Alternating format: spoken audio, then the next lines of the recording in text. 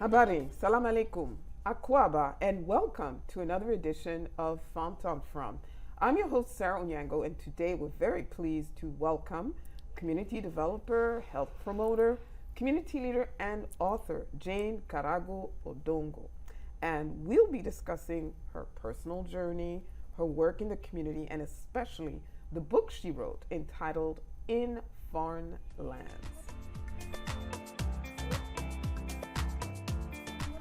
Jane, karibu.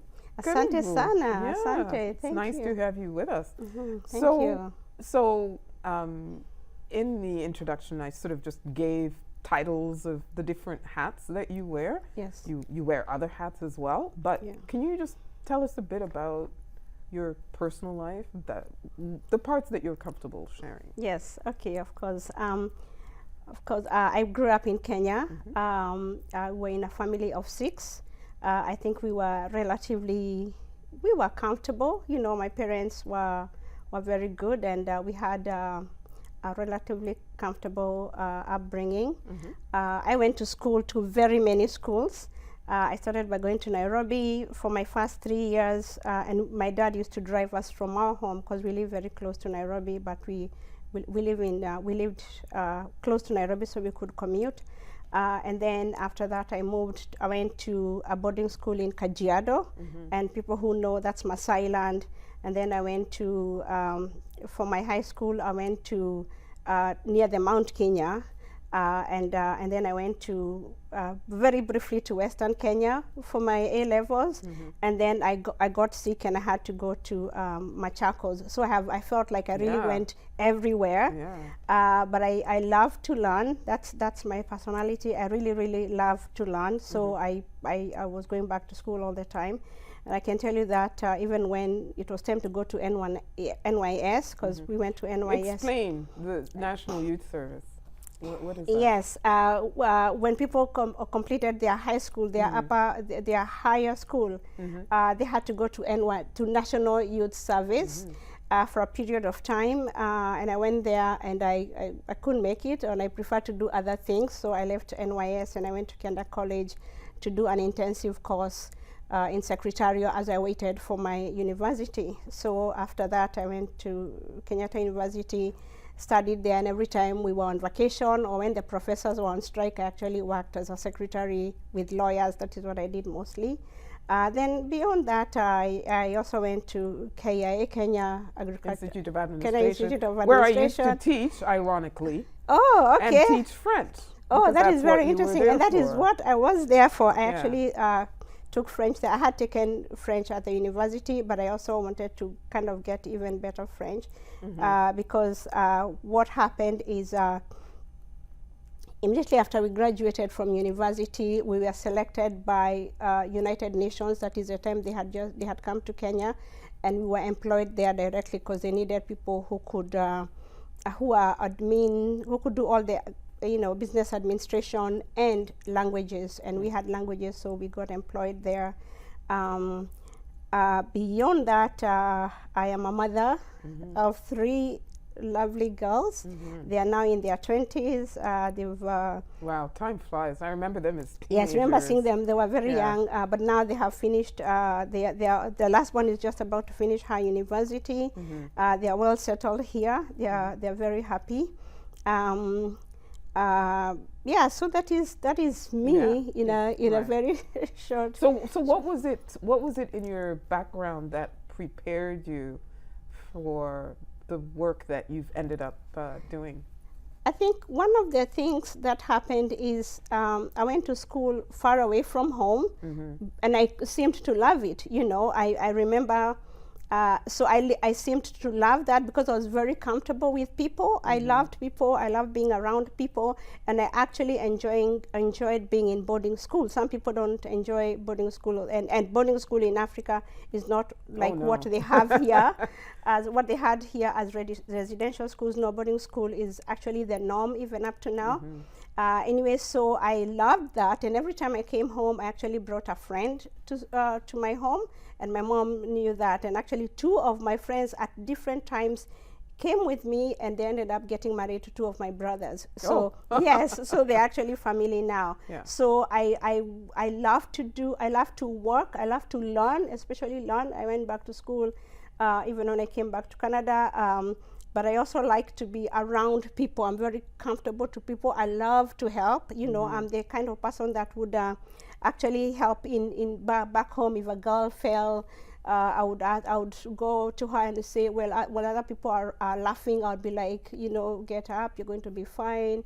Are you hurt, and stuff like that. So I'm that kind of a person. So I'm always looking at what needs to be done, what's the problem, how can we do things better for ourselves and for the community.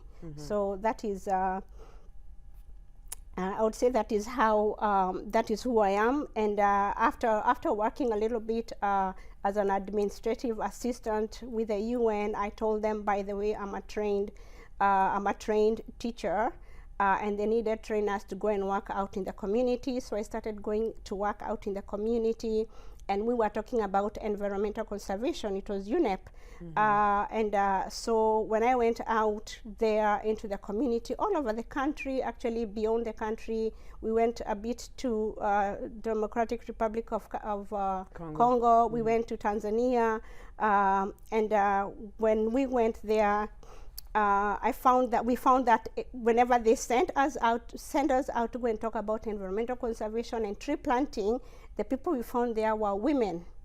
So very slowly I started becoming a women's worker, and I actually became, my position became women development and women environment and development coordinator, because every time we went to the field, the men are in urban areas looking for work, and the women are back in the village. So that is how I started working with women, and I loved it.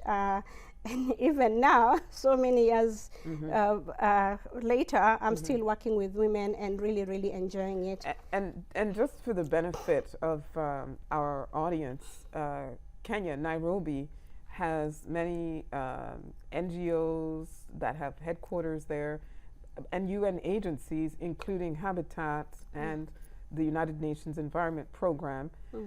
But people really started seeing Kenya as an environmentally sort of conscious country with Wangari Maathai, of course, the great Wangari Maathai. And did you ever meet her? Oh my goodness! I worked very, very, very closely with Wangari. Wangari Maathai, and at one point we actually ended up hosting her office in our building where we were, and we worked very closely. In 1985, when we had what they call the Women Decade, I marched with Wangari, and she had said she didn't want any men on the route. So we younger girls are the ones who are climbing the trees to get branches, because when you are marching, we use branches. And I was also present during when they had the Freedom Corner.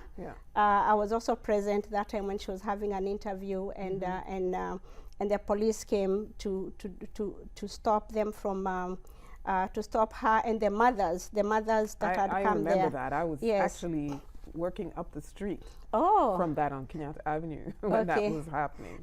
So, so I had worked with her. I had known her from when I was in college, and because now I was working with the environment, I was still working very, very closely with her. And most of the in any case, we were doing tree planting. We were partnering with her. You know, as an NGO, we didn't see her as different from us or separate. So that's your work in Kenya. So you're doing all this great work over there. Yes. You come from, established family, and then you decide to come to Canada? Yes. A cold country like Canada. Yes. Why? Yes. One, my husband at that time had come to Canada to do his PhD at Guelph University. So in animal science. So he did his degree, completed, and came back to Kenya.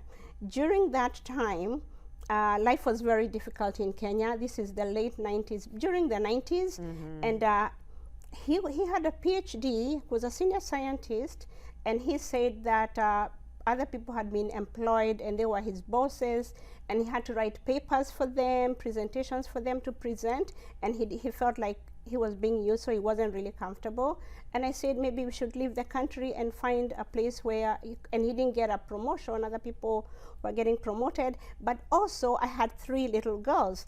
And after working with women for so long, every time I looked at my children, or whenever I went out in the field, I would say that could be my child. You know, women are abused, so many things were happening with women. They really didn't have they didn't have any opportunities to do so many things. I would find some women telling me, Jane, please help me start a business, So because I never want to. So I didn't want my children. I just wondered what would happen to my children when they grow up. They're going to be women, just like I'm a woman, and I am privileged. I don't guarantee that they will have the privilege that I have. So I actually was looking at them, and I'm like, I need to give them a better opportunity. And we looked around. We looked at the UK. We thought UK was kind of becoming overcrowded at that point. America was out of question, and Nick, my husband Nick, had just completed his studies in Guelph in Canada, and actually at that time in 1999, they had said that Canada had the best human rights record. So we applied to come here, and with his PhD and my own studies and experiences, we were accepted right away, and we were able to come. He came a few months before us, and then we joined him, and we settled here. Yeah. So tell us about the challenges you encountered. So settling here was a bit tricky. One of the things that happened is my husband, who had a PhD from Guelph, and when I visited his department one time, the chair of his department, who was a woman, an older woman, told me, your husband is very intelligent, very smart, and because of him, we got a national scientific award. I said, oh, that's really good. And she said, we actually have his poster on our lobby. Then I said, oh, that's very good. But they would not give him a job. They would not give him a job. So so that was a very big, there was a big problem for him. And for me, I had to take whatever was available. So I actually got 2 jobs as a data entry person, one in the afternoon and another one at night. And my husband, I think our roles were kind of reversed, because you were the breadwinner. Were reversed, you know, what we knew as gender roles back in Kenya. It was very difficult and challenging for my husband to have now to stay with the children and change diapers and everything. And I really felt sad that he had to go through that. At the same time, and him not having a job, but he also said he was not going to take manual work. He was not going to take just any job. He said, I'm a scientist, I have a PhD, I had a better job in Kenya, I'm not going to take any manual job. So it becomes a bit crazy, but also for myself, because when I came here, I said, I'm a specialist in women issues. I worked for 10 years with women. And community development. And community development. Tree planting. And everything. So then they said, but you don't have a degree in women's studies. Then I say, oh, but I have all these certificates from I had gone to Netherlands for some courses. The credential recognition issue. So my credentials were not recognized, and I went back to school. I went to the University of Waterloo, and I took and I met a professor there, Professor Anne Innis Dag, who continues to be my friend up to now. And what happened is that time she was my professor, but now we have become friends. At that time, I told her that I'm looking for a program that I can take. I'm feeling like it's a waste of time because I already have my degree and my experience. And she said, you can take a degree in what they call independent studies. So I took independent studies. It's just independent studies, but actually what I took was social work and women's studies. So it was actually a double degree. I took that, and in the middle of my school, I actually ended up becoming a TA, because every time we talked about women's studies, any programs, anything that the lecturers came to talk about women. I had so much knowledge. Well, because you had lived experience. I had a lot of lived Yes, experience, and I had worked for an international organization, and had worked internationally, had actually gone to Rio, I had gone to Mexico, so I knew what was going on with women, and they actually asked me, would you like to, give a talk on this and that? And then when I talked to Andag, she said, let them pay you, don't do it for free. So I So there's another thing where the newcomers and the being forced to volunteer their expertise and their labor when they actually can't afford to be doing that. Yes. So when I told her, oh, they really like this person likes me and this other prof likes me, and they said if I could talk about this and if I could talk, then they said ask them to pay you. There's money, there's TA money that is available for that. And I was a mature student, so I'm not a young person who doesn't have experience. So they actually agreed to pay me. So that was really nice. I was very, very happy. And before that, whenever I spoke from the back of the class, those big halls, everyone would turn around and look at me, and the prof is, until the prof just sits back, and people are asking me questions. So that's how they volunteered me and said, would you like to come and talk about this? And I became a TA, so that was great. And then after that, after I finished, during my training, I went back to Kenya. I went back to Suba district, and I was going to talk about initially, I was going to talk about women, because it's women's studies. I wanted to see about the girl child and what's going on with the girl child there. But when I got there, I found that what was more important right at that point was HIV. That is, and I used the same programs that we had, or the same knowledge that I had of identifying the issues in the community. We asked them to do, that's what I did when I was living in Kenya before, and would go out into the community, ask the people to do a role play, and we listen to what they are saying, and from their role play would know what their priorities are. So when I went back this time, I found that the priority was actually HIV. So this Dr. Doug, Aninis Doug, actually gave me some money, and I was able to do a lot of work with the women in Suba. And I did some work at at Langata, at the police at the jail, the women's jail, the women's jail in Langata, and we were training people who are arrested just because they were selling stuff on the streets, and they would stay in jail for 3 months, and they really don't need to be in jail, but they don't have money to pay bond, so we were training them anyway. So that. How long were you in Kenya before you came back? For 4 months. Oh, I was in there for 4 months. I did a lot of training in there, so a lot of Suba district, and then I also came back to Central Province. What was Central Province? Even my mother said, oh, women are saying that you're training people, they would like you to train them. Then I said, okay, let them come to our home. When they came to our home, I had almost 100 women. Wow. And I can say that one of the groups in Suba, they still do the training so it was income generating activities, because of the issue of HIV, women depended on men, and then so we were trying to find income generating activities so that women can be independent and not depend on men, because the spread of HIV was associated with that at that point. So when did you go back to Canada? You said you stayed 4 months. For 4 months, and I took my children with me. Oh, that was about to ask. Where were the kids? I took my children with me. Actually, and Dr. Andag helped me take my children with me. She paid for some of the ticket, and I took them back. I took my children with me, and my daughter, who was in grade 10, went to do hairdressing and beauty, and she got like five credits for her high school from that, because she did everything. And my younger children, I took them to an international school. They loved it, and they wore uniform and everything. And on our way back here, my second born cried at the airport. She didn't want to come back to Canada. She wanted to stay. I know the feeling. Yes. And then so that is what happened. So when I came back, I completed my degree. And then I applied for a master's program at Ryerson, which is now Toronto Metropolitan University. my proposal was to go and talk about credential recognition, because I had already experienced that, and a lot of people had talked about it. I had actually I wrote a thesis for my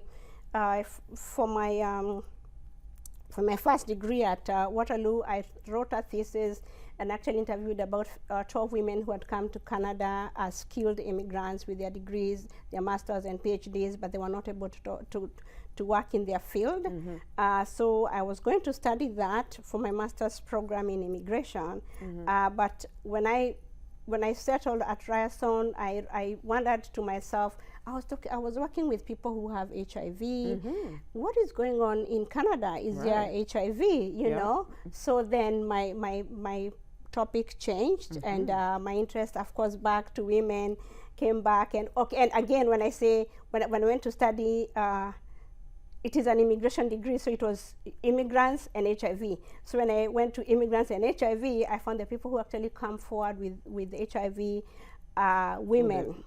They come forward if they have it, when they have HIV, and they more than men do. They get treated. They actually sometimes they bring their medicine and share with their husbands or partners, because sometimes partners don't want to come forward and say they have HIV. Same story that we had back home was going on here. Anyway, so I did a lot of work with that community. And around that time, the African immigrant community was growing. We'd had the Somalis come in, the people from the Horn of Africa, an increasing number from DRC, and then the Rwandans and Burundians, you know, the genocide. So there was this big wave of them coming here to Canada. But so you were in Southern Ontario, and then you moved to Ottawa. Why was that?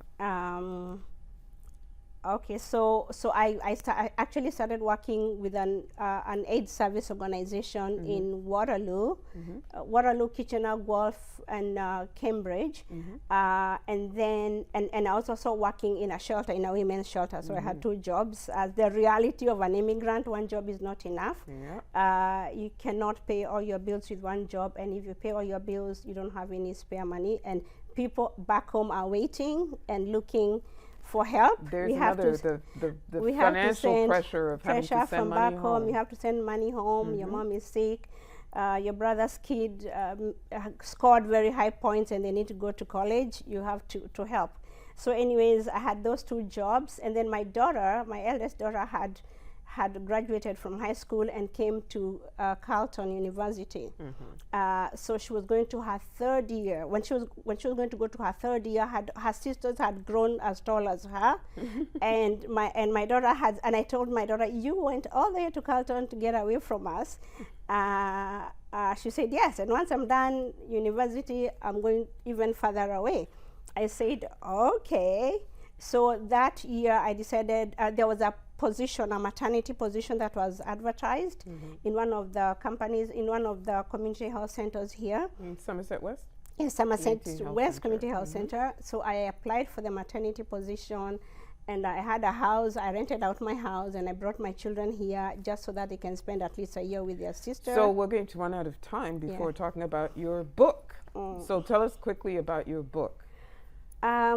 So the reason I wrote my book is in foreign lands. And the reason I wrote my book is I have done a lot of community development work. And one of the biggest things that I have done is working with newcomers, you know, and then also working with women. I have found that the long way that I did, the amount of time that I took to get to get settled is continuing to be the same. So you know, 20 years later, when I meet with newcomers and I'm trying to help them as a community developer, and it didn't matter where they were from, as long as they were from the global south, the system that was there really takes them round and round because they can find themselves. So I decided now to a good extent, I know what one needs to do to be successful. One needs to do to get integrated, and I decided to write this book. So that book is a sort of how-to, and also biographical. So yes, it is biographical. I talk about my own experience, but I also tell people what to do Yeah. with everything, how to be successful, right from the beginning. Let's from see your the children. cover again before we leave. Yeah, great. So it's a very good book for Yes. everybody to acquire, and we're going to put your information at the bottom of the screen so that people can contact you. Thank you so much for Okay. coming. I feel like we need a whole other show Maybe to you talk need about another your show to talk amazing about life. the work that I'm And doing right now. exactly. Yeah. And yeah, so and thank you very much for bringing these beautiful birds that we have here that you also sell as well, you know, to promote Kenya. Thank you so much, and You're most best of welcome. you know, much success Yes. with your Thank with you. your book. I hope you enjoyed this conversation and were inspired by it. Do send us your comments and suggestions. We love to hear from you. And tune in again next time for more coverage of events in and by the African and Caribbean community right here on Rogers TV. Bye for now.